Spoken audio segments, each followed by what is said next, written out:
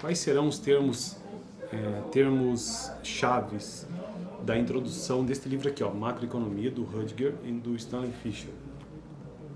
Finalmente terminei só a introdução, né? Já tem uns meses que eu comecei a playlist de macroeconomia e hoje, então, estou finalizando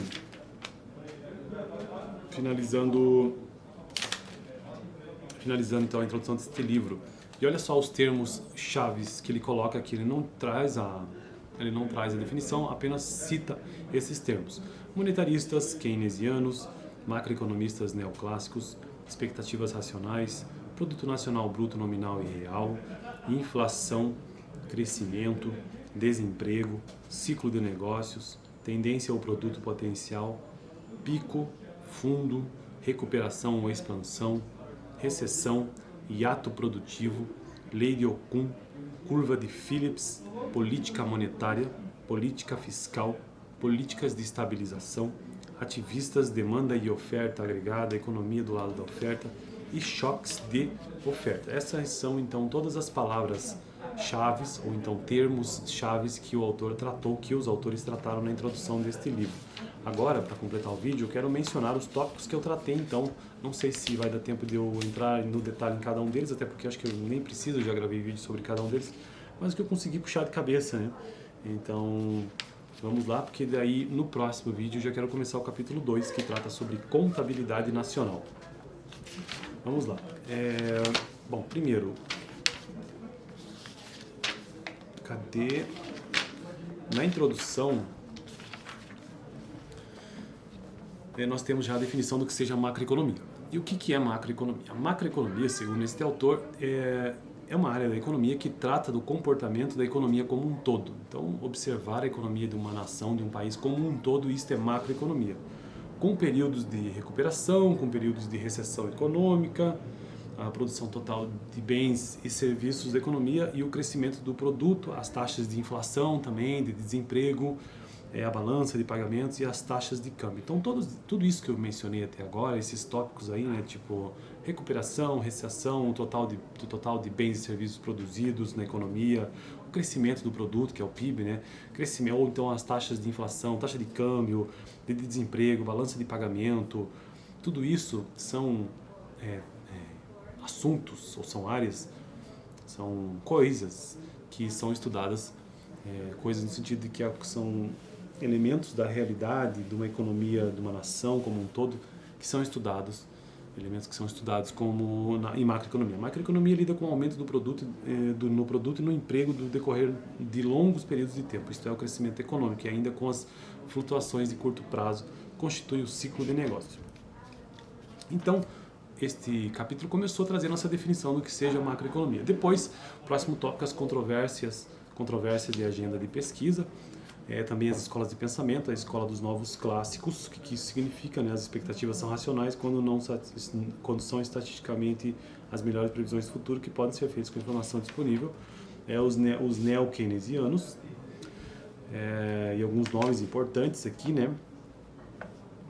Por exemplo, os novos clássicos, Roberto Lucas, Thomas Sargent, Roberto Barro, Edward Prescott, Neil Wallace, da Universidade de Minnesota, por exemplo, né? Ali a macroeconomia dos novos clássicos que foi desenvolvida nos anos 70.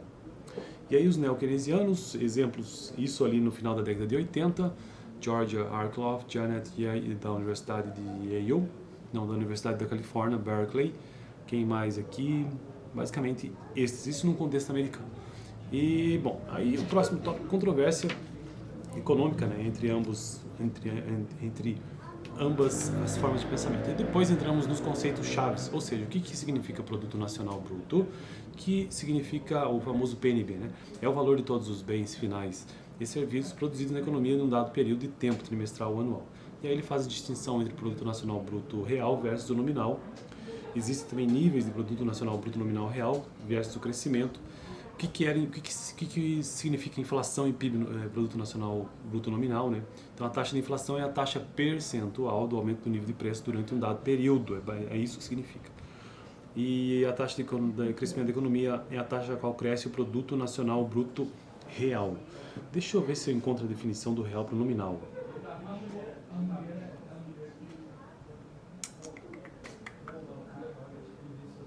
Ó, o Produto Nacional Bruto Nominal mede o valor do produto aos preços prevalecentes no período.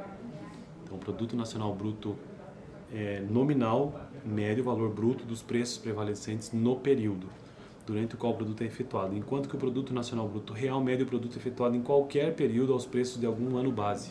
Então, quando se utiliza um ano base para se calcular o Produto Nacional Bruto, este é o Produto Nacional Bruto Real. Talvez até para tirar os efeitos da inflação, né? Então, o Produto Nacional Bruto Real e nominal é basicamente isso. O nominal a preço corrente, a preço atual, e o real usa-se um ano base. Beleza? Então, próximo tópico, o que significa emprego e desemprego, né? A taxa de desemprego é a fração da força de trabalho que não consegue emprego. Que mais? Inflação, crescimento e desemprego recorde, tratei sobre isso também. O ciclo de negócio e ato do produto. O ciclo de negócio é um padrão mais ou menos regular de expansão, ou também chamado de recuperação e de contração ou recessão da atividade econômica em torno de uma trajetória tendencial de crescimento. E o caminho tendencial do Produto Nacional Bruto é a trajetória que o PNB adotaria se os fatores de produção fossem totalmente empregados. E aí também a ideia do que seja hiato do produto, né, juntamente com o ciclo de negócio. O ciclo de negócio é isso que eu disse, que é esse movimento regular, padronizado da expansão ou da contração da economia.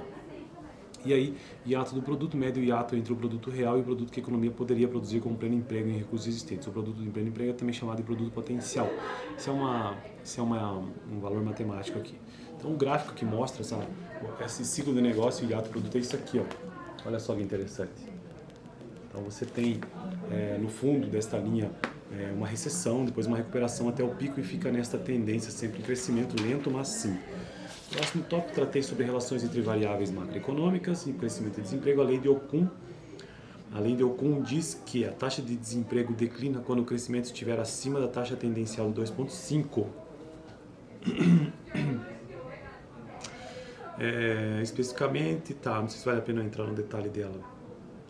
A lei de Ockham é um guia útil para políticas econômicas pelo fato de nos permitir perguntar como um alvo particular de crescimento poderá afetar a taxa de desemprego ao longo do tempo. Suponhamos que estamos em uma profunda recessão com 9% de desemprego. Quantos anos levaria para retornar para 6% de desemprego? A resposta depende de qual velocidade com que a economia cresce numa recuperação. Um meio possível é que a cada ano crescemos 2,5 acima da tendência, portanto, a cada ano perderemos um ponto percentual de desemprego. Uma estratégia de recuperação alternativa pode ser, quando o crescimento é alto no início, diminuí-lo, por exemplo, 6, 5, 4 de crescimento de anos sucessivos. Então, inflação e ciclo de negócio, também tratei sobre isso, a relação entre inflação e desemprego, oferta e demanda agregada. Bom, isso aqui sobre oferta e demanda agregada é os termos que se utilizam, são dois termos muito importantes que se utilizam em macroeconomia. Microeconomia é só oferta e demanda, né? Aqui não, aqui é oferta e demanda agregada. Os principais conceitos-chave da análise do produto, inflação e crescimento no papel das políticas econômicas são oferta e demanda agregada. Deixa eu ver se eu acho, para eu ler corretamente aqui, né? Não sei se eu vou encontrar agora.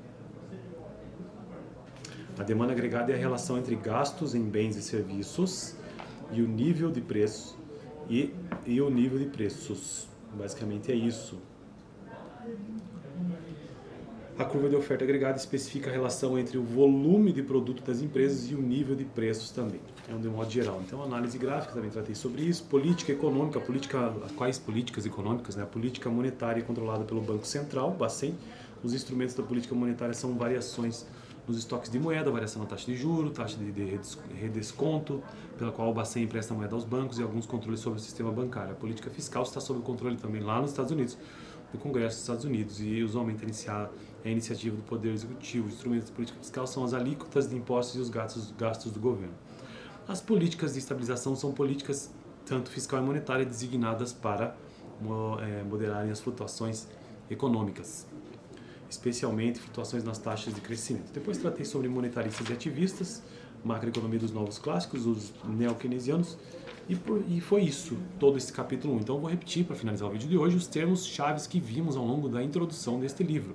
Ou seja, o que são monetaristas, o que são keynesianos, o que são macroeconomistas neoclássicos, o que significa produto, expectativas nacionais, produto nacional bruto nominal e real, inflação, crescimento, desemprego, ciclo de negócios, tendência ao produto potencial, pico, fundo, recuperação ou expansão, recessão e hiato produtivo, lei de Ockham, curva de Phillips, política monetária, política fiscal, política de estabilização, ativistas, demanda e oferta agregadas, economia do lado da oferta e choque de oferta. Então eu fico por aqui, no próximo vídeo já começa então o capítulo 2 do livro, que trata sobre contabilidade nacional. Dá uma olhada no vídeo passado, caso você queira, onde eu tratei sobre o perfil mesmo desse texto que eu estou utilizando. Toda quinta-feira um vídeo sobre macroeconomia aqui no canal, beleza? Valeu!